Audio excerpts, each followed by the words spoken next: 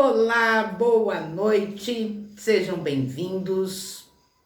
E vamos falar hoje, novamente, sobre Gabriel Sater e o arquétipo do cramulhão, o diabo, né? Que ele está interpretando tão bem na novela Pantanal. Mas o assunto não é para falar da interpretação, mas é para falar do cramulhão e das inúmeras perguntas que vocês têm me feito, né? Então, em tese, resumidamente, vocês têm perguntado muito se interpretar o cramulhão não traria uma energia muito negativa para o Gabriel, para a vida do Gabriel, né? Do ator em si. É provável que sim, né? Mas eu acredito que o Gabriel ele tenha um preparo muito grande para isso, um preparo espiritual e talvez até um preparo ali de técnica, né? Porque ele está realmente fazendo um cramulhão muito adorável, né? Ele é um cramulhão muito doce, é um cramulhão muito humano, muito compassivo, né? Ainda que ele tenha visões de tantas coisas ruins, desgraças, ele está sempre ajudando as pessoas e tentando evitar que essas desgraças ocorram, né? Ele não é aquele diabo que coloca a lenha na fogueira infernal. Ao contrário, né? Ele está sempre tentando diminuir a dor e o sofrimento das pessoas.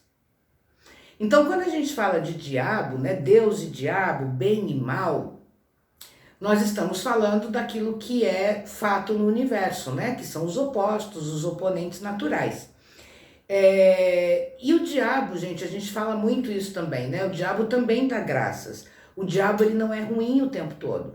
Nós temos que lembrar que o primeiro diabo que a gente conhece na religião cristã, na cultura cristã, judaico-cristã, é Lúcifer, que era o anjo, né, braço direito de Deus, e tem um atrito lá e Deus fala, olha, você não serve mais para ficar aqui para trabalhar comigo.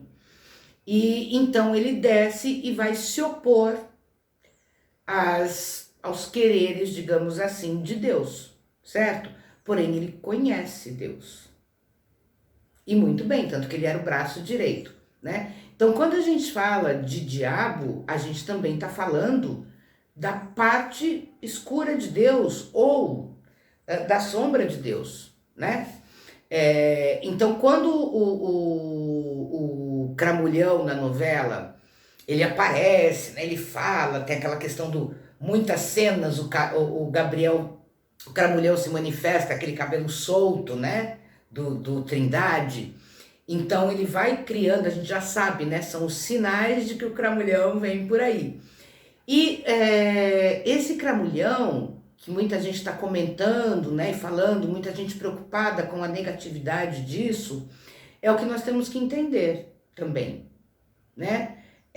O lado mal, por si só, não existe só o mal, né? Só existe o mal se ele estiver descompensado no bem. E no caso do Trindade, o que a gente percebe avaliando a personagem?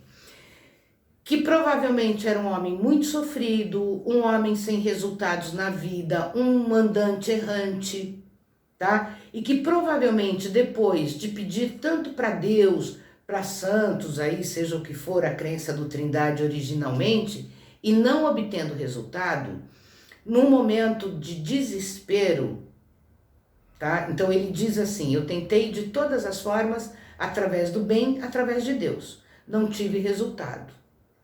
Então, eu agora vou pedir para o diabo. E aí ele é atendido, tá? E isso a gente vê muito na vida da gente, né? Muitas vezes não invocando o diabo em si, né? O cramulhão em si, mas desistindo de exercer a nossa espiritualidade positiva, tá? Ah, Érica, mas se ele continuasse pedindo para Deus, será que ele seria esse violeiro tão fantástico que ele se tornou, que era o sonho dele? Provavelmente sim, só que ele teria que abandonar algumas crenças, as crenças limitadoras, né? E ele passa a ter uma crença expansiva que ele poderia ter em Deus, ele passa a ter no diabo. Por quê? Porque ele se limitou. Quando ele diz Deus não me atendeu, ele cria uma limitação de que através deste bem espiritual provindo de Deus, ele não obteria resultados. Então ele vai para a sombra, então ele vai para o diabo, tá? E aí ele tem um preço a pagar por isso, tá? E aí ele vai, então ele encontra, né, com o grande amor, que também é o arquétipo do quê? Que o amor constrói, que o amor salva. No caso da novela, é o amor de um homem para uma mulher, mas poderia ser, terapeuticamente falando, o amor próprio, né? O amor pela busca de si mesmo, o amor pelo autoencontro, que às vezes é muito difícil. E que também pode ser o cramulhão, na verdade, pode não ser o diabo em si, mas pode ser o Trindade se libertando, né? Se revendo através da sua sombra. Tanto que a gente vai chegar, a gente já está, né, no momento da novela, que a gente já começa a perceber, né, já começa aí os noticiários, os spoilers, que ele vai embora, né, ele vai deixar a Irma para proteger o filho dele e a Irma, né? Quer dizer, que diabo que vai fazer isso? Né? Nada, eu vou ferrar mesmo com essa mulher, né? Se ele fosse só vivendo na sombra. Mas a gente percebe que esse cramulhão tem muita luz e que ele está buscando a luz. E que eu vejo que é muito isso que acontece conosco, né? Quando a gente tem os nossos problemas, as nossas queixas, as nossas doenças, as nossas decepções, né? Será que a gente investe na gente mesmo, na nossa luz, ou a gente vai para as nossas trevas? É aí o momento que eu começo a falar mal dos outros, que eu vejo defeito em todo mundo, que ninguém faz nada melhor do que eu, só eu que faço tudo muito bem, né? É isso também, é o cramulhão em nós, é o nosso cramulhão pessoal, tá? Então, gente, quando a gente tá falando desse cramulhão, que ficou tão famoso aí na personagem do Trindade, né, pelo Gabriel Sater, nós estamos falando da nossa sombra.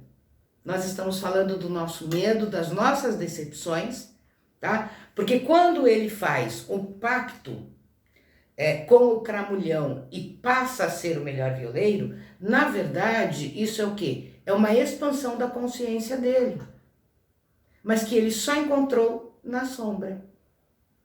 Porque provavelmente esse lado luz dele estava muito comprometido já com as dores da vida, com as decepções, com as traições, com as amarguras, né? E aí com toda a história da vida dele antes desse encontro aí com o cramulhão, tá? Então, na verdade, o Trindade, talvez ele seja uma das melhores pessoas em termos de caráter ali da novela. Por quê? Né? Porque muita gente ali sabe de muita coisa e se omite porque não quer problema. O Trindade não, né? Ele vai. Então, ele enfrenta, seja quem for, com muita naturalidade, com muita calma, né? Que é uma característica muito marcante do cramulhão aí na novela. Ele é sempre muito calmo, ele é sempre muito seguro, tá? Só que tudo isso, gente, está dentro do Trindade, mas se manifestou na sombra, tá?